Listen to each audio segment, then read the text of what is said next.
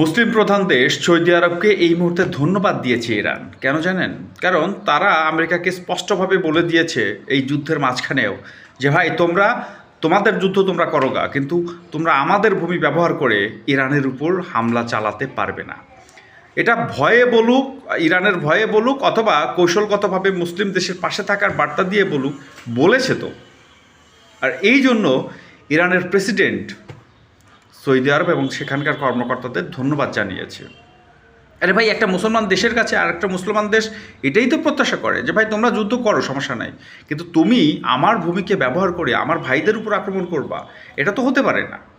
আর এটা যদি মানে আমেরিকা না পারতো করতে, মধ্যপ্রাচ্যের ঘাটিগুলো যদি ব্যবহার করতে না পারতো, তাহলে ইরানকে কিন্তু তারা কখনোই পরাজিত করতে পারতো না। আজকে ইসরায়েলের অস্তিত্ব ধূলিসাৎ হয়ে যেত, অস্তিত্ব থাকতো না। এই উপমহাসাগরীয় দেশগুলোই তো আমেরিকা বা পশ্চিমাদের উপর তেল অবরোধ করেছিল, যে অবরোধে বিপর্যয়ের মধ্যে পড়েছিল পুরো মানে ইউরোপের বিভিন্ন দেশ এবং আমেরিকা।